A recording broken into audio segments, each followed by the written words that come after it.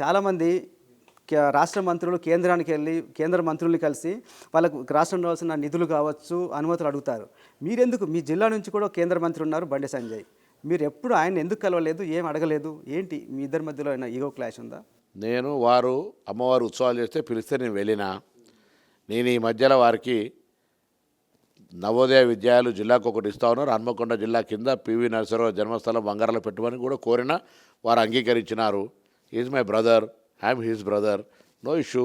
పార్టీలు వేరుండొచ్చు, ఆయన విద్యార్థి ఉద్యమ నాయకుడు, నేను విద్యార్థి ఉద్యమ నాయకుడిని. మాకు మధ్యలో ఎక్కడ డిస్ప్యూట్ లేదు. ఎలక్షన్ టైంలో డెఫినెట్గా కొట్లాడుకుంటాం. ఒక రిప్రజెంటేషన్ ఇచ్చినట్టు కానీ మాకు ఇది ఇవ్వండి అని చెప్పి అడిగినట్టు రిప్రజెంటేషన్ బట్ టెలిఫోన్ కూడా మాట్లాడుకుంటాం కదా, అంతే పెద్ద.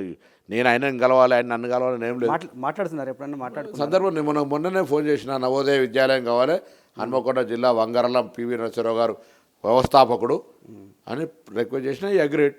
ఓకే, తొందరలో నవోదయ స్కూల్ వంగరలో పెడుతున్నారా? పెడతాం. బండి సంజయ్ గారు శాంక్షన్ చేయిస్తారు, నేను పెడతాం పక్కా. చెప్పిన రిక్వెస్ట్ చేసి అగ్రీడ్. హుజురాబాద్ ఎమ్మెల్యే కౌశిక్ రెడ్డి మీ పేరు బ్లాక్ బుక్లో రాశాను, జాగ్రత్తగా ఉండమంటున్నాడు. ఏమన్నా మీరు జాగ్రత్తగా ఉంటారా? దీని మీద మీ స్పందన ఏంటి? ఏ పెన్నన్నా రాసుకొని అబ్బాయి ఏమన్నా, నేను ట్రాన్స్పరెంట్గా నా కార్యక్రమం నేను చేసుకుంటూ పోతాను, నడుస్తున్నట్టు ఇవన్నీ రాజకీయాల్లో. నెక్స్ట్ ఎలక్షన్స్లో స్థానిక సంస్థల ఎన్నికల్లో కాంగ్రెస్ పర్ఫార్మెన్స్ ఎలా ఉండబోతుంది? After result you will observe. Definitely it will good.